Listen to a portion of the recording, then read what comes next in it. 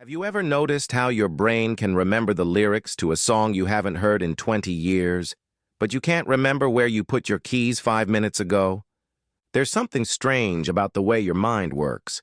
It holds on to things you wish you could forget. Embarrassing moments from middle school, that argument you had last Tuesday, the precise tone of voice someone used when they criticized you.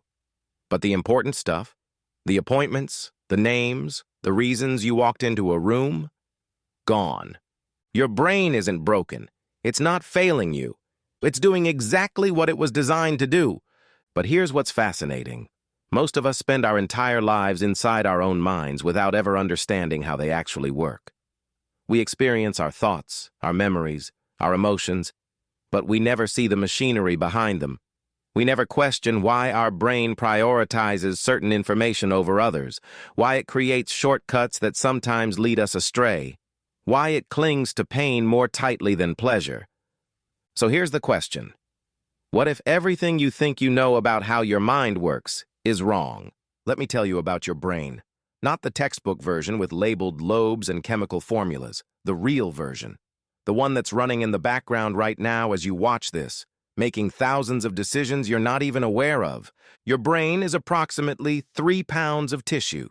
That's it. About the weight of a small laptop.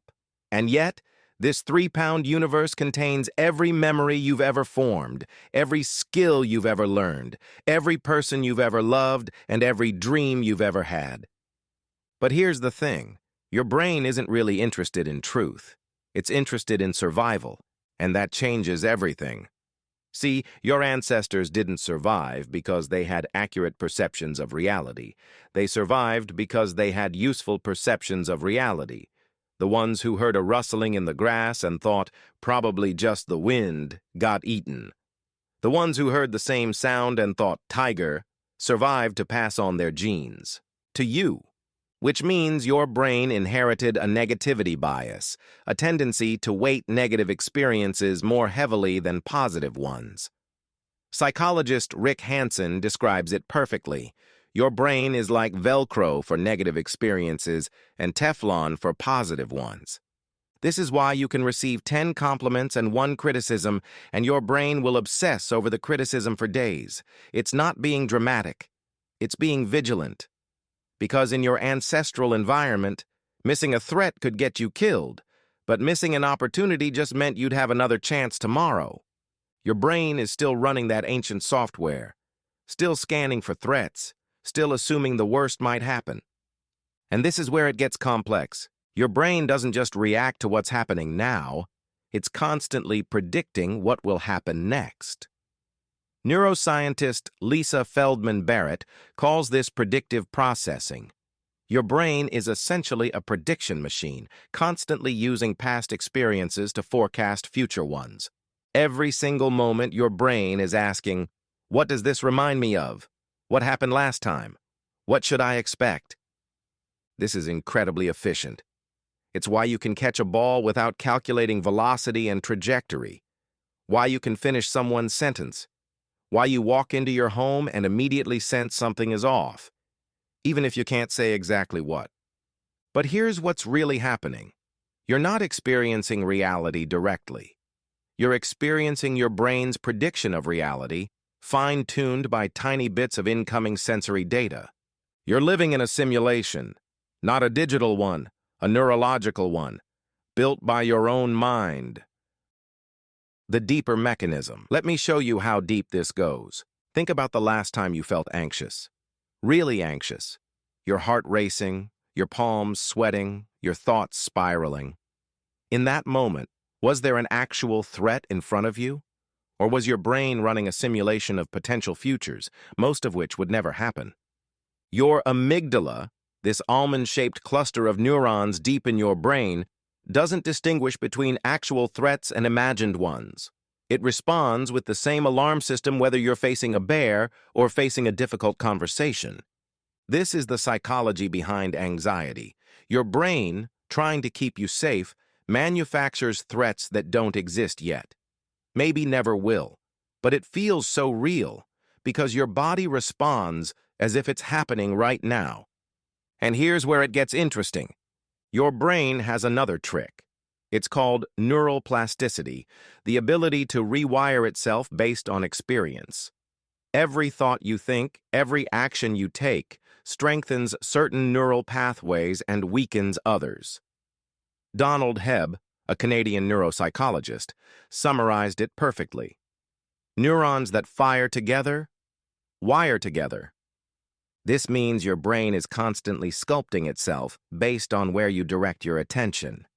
If you spend hours each day scrolling through social media, comparing yourself to others, your brain will wire itself for comparison and dissatisfaction.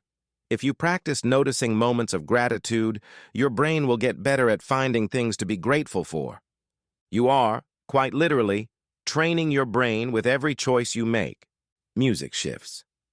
But the truth is, most of us aren't aware we're doing this. We're running on autopilot, following thought patterns that were established years ago, maybe decades ago. Patterns that made sense once, but no longer serve us. The memory paradox. Let's talk about memory, because this is where things get really strange. You probably think of memories as recordings, like videos stored in your brain that you can replay when needed. But that's not how it works at all. Every time you recall a memory, you're not accessing a stored file. You're reconstructing it. Your brain is taking fragments, a feeling, an image, a smell, a sentence someone said, and weaving them back together into something that feels coherent. And in that reconstruction, things change. Psychologist Elizabeth Loftus has spent decades studying false memories, and her research reveals something unsettling. Your memories are far less reliable than you think. Details shift, stories evolve. Each time you remember something, you're actually remembering the last time you remembered it, and each retelling adds new layers, new interpretations, new distortions. This is why two people can experience the same event and remember it completely differently. They're not lying. They're not confused. Their brains are simply telling different versions of the same story. And here's what's fascinating. Your brain doesn't distinguish between real memories and imagined ones. If you vividly imagine something enough times, your brain will encode it with the same neural signature as an actual memory. This is why trauma can be so persistent. Your brain isn't just remembering what happened. It's re-experiencing it, complete with all the emotions and physical sensations. The past becomes present. The memory becomes reality. But here's the thing. If your brain can construct false memories, it can also reconstruct painful ones. This is the basis of therapeutic techniques like EMDR and memory reconsolidation. You can't erase what happened, but you can change the meaning you give it. You can rewrite the story your brain tells about who you are. The social brain. Now let's talk about something your brain cares about more than almost anything else: other people. You might think you're an independent individual making autonomous choices, but your brain doesn't see it that way. Your brain sees you as fundamentally social, connected, interdependent. This is because of mirror neurons, specialized cells discovered by neuroscientist Giacomo Rizzolatti. These neurons fire both when you perform an action and when you watch someone else perform it. Your brain literally mirrors the experiences of people around you. This is why watching someone get hurt makes you flinch. Why laughter is contagious. Why you unconsciously mimic the body language of people you're talking to. You're not just observing others. You're simulating their experience inside your own neural networks. And this is where it gets complex. Your sense of self, who you think you are, is largely constructed through social reflection. Psychologist Charles Cooley called this the looking glass self. You become who you think others see you as. If you grew up around people who made you feel like you were too much, too loud, too sensitive, too different, your brain wired itself to believe that's who you are.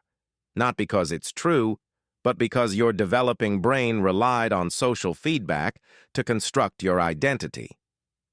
Attachment theory, developed by John Bowlby and Mary Ainsworth, shows how our earliest relationships create templates for all future ones. If your caregivers were inconsistent, your brain learned that people are unpredictable. If they were cold, your brain learned that closeness equals rejection. If they were intrusive, your brain learned that boundaries are dangerous. These aren't conscious beliefs. They're deeply embedded patterns, running beneath your awareness, shaping every relationship you have. But here's what's really happening. You're not stuck with these patterns. Your brain remains plastic throughout your entire life.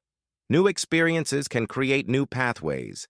Safe relationships can rewire old wounds. The brain you have today is not the brain you'll have tomorrow.